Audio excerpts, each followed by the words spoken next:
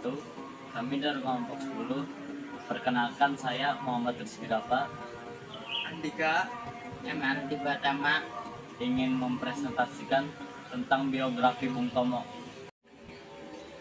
Bung Tomo atau Sutomo dilahirkan di Kampung Blauran, Surabaya pada 3 Oktober 1920. Ayahnya bernama Kartawan Yipto Widodo, seorang kepala keluarga menengah. Ibunya bernama Subastita, seorang perempuan berdarah campuran Jawa Tengah, Sunda, dan Madura. Ia pernah bersekolah di Mulo, Mer, with Goblet Lager on the West, setara dengan SMP.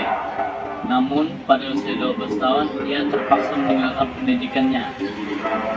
Bung Tomo melakukan berbagai pekerjaan kecil-kecilan untuk mengatasi dampak depresi yang melanda dunia saat itu.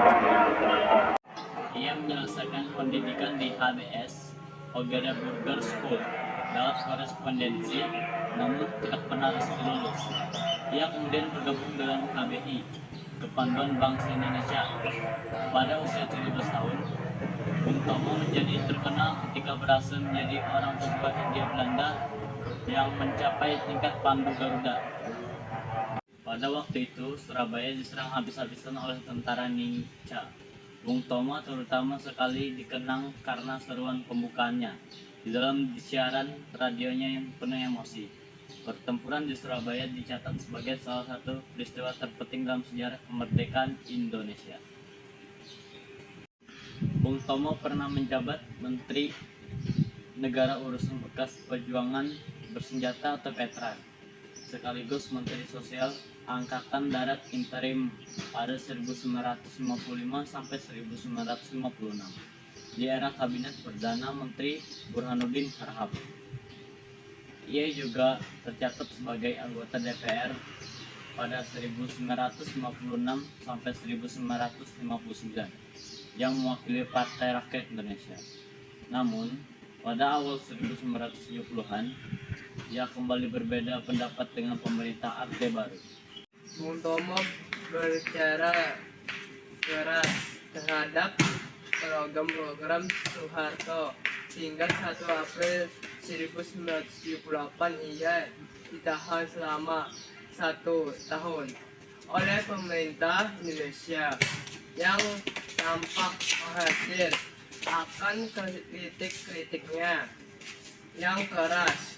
Ia masih berminat terhadap seolah politik, namun tidak pernah mengangkat-angkat namanya dalam sejarah pejuang bangsa Indonesia. Ia tidak lagi berminat untuk bersikap vokal. Bung Tomo pernah menjadi seorang jurnalis yang sukses. Kemudian ia bergabung dengan sejumlah kelompok politik dan sosial. Ia terpilih menjadi anggota Gerakan Rakyat Baru yang disponsori Jepang pada Oktober dan November 1945. Ia menjadi salah satu pemimpin yang menggerakkan dan membangkitkan rakyat Surabaya. Bung Tomo sangat dekat dengan istrinya Sulistina Sutomo dan anak-anaknya. Ia berusaha keras agar 5 anaknya berhasil dalam pendidikan. Bumi Tomo sangat bersungguh dalam kehidupan imannya, namun tidak menganggap dirinya sebagai muslim soleh. Bung Tomo sempat terjun dalam dunia politik dalam tahun 1950-an, namun ia tidak merasa bahagia dan kemudian menghilang dari panggung politik.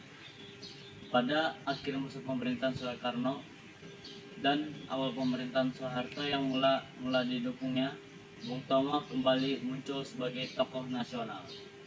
Pada 7 Oktober, ia meninggal dunia di Padang Arafah ketika sedang menunaikan ibadah haji. Jenazahnya tidak dimakamkan di taman maupun di makam pahlawan, melainkan di tempat pemakaman umum di Surabaya. Bung Tomo mendapat gelar pahlawan nasional yang berlepat dan peringatan Hari Pahlawan tanggal 10 November 2008.